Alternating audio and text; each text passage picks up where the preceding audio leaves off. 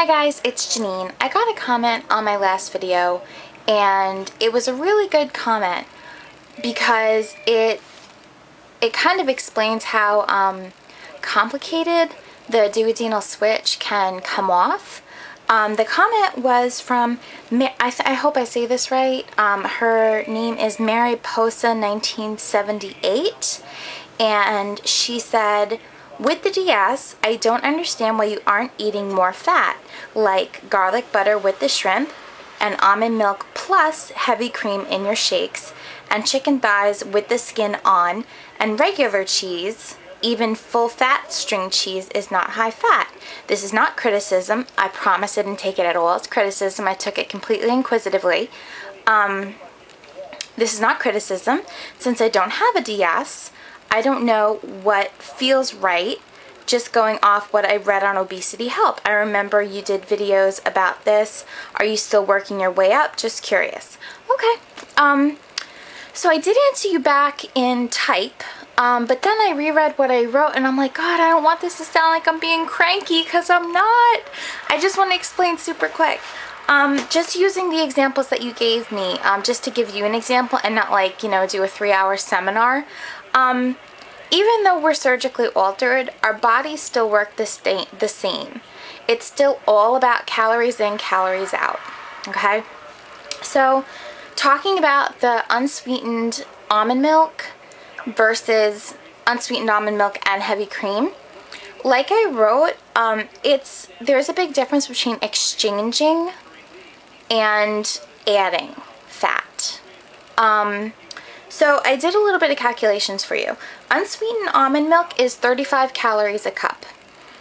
Those 35 calories are made of this: 10 calories of protein, 4 calories of carbs, and about 21 calories of fat. And if you add all that up, that equals 35 calories. So you cut down what we malabsorb, okay? So we malabsorb 60% of protein, so that means we take in 6 calories from the protein. We take in all 4 calories of carbs, and we take in 4 calories of the fat. So in 1 cup of almond milk, we only absorb 14 calories for 1 cup, a full cup, okay? If I did just half a cup of heavy cream, so not a whole cup, but if I did half a cup of heavy cream and let's say the rest water, okay, because I did do that for a while. I did some heavy cream and then a lot of water just to like dilute it. That worked out to be pretty much all fat. There was no protein value in it, so I wasn't getting anything substantial in it except just plain old fat, and it was all calories. It turned out to be 200 calories total for a half a cup. Now, as you know, we malabsorb a whole bunch of fat, so I would only absorb 40 calories out of that half a cup. But again, the full cup of almond milk was only 14, and the half a cup of heavy cream would be 40 calories. So it was 14 versus 40. It's smarter to do the almond milk and leave out the heavy cream because it's just adding calories. With a DS, you want to eat moderate fat.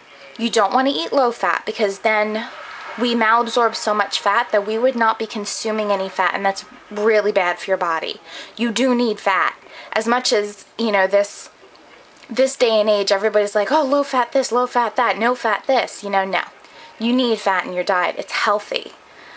But we have to take in a moderate amount of fat so that we have enough room in our diet to malabsorb what we do and still take in a healthy amount of fat, okay? And just to like give you an idea of like why you gotta pick and choose your battles, like the string cheese, for example, I figured out just staring at those 2 bags of Polly-O that the full-fat string cheese would have worked out to be 28 calories a serving. The 2% worked out to be 27 calories a serving, and the fat-free worked out to be 26 calories a serving. So who gives a crap over a calorie? You know, so in that particular instance, I would have just picked whichever one I felt had more flavor. The only reason why I went with the 2% is because they had a bigger bag of it. That was my reason. Maybe a silly reason, but that's just what I went with. So you really got to pick and choose your battles. Fat's very important, but adding it is unnecessary because it really is about calories in, calories out. So you got to balance out your calories at the end of the day. You still have to equal out a general amount of calories that a weight loss surgery patient should be eating, which would be somewhere between like 700 and 900 calories a day. You know, of course a little bit less if you're earlier out, a little bit more if you're farther out. It depends on your surgeon, depends on you, your diet, how far out you are, blah, blah, blah. It totally depends.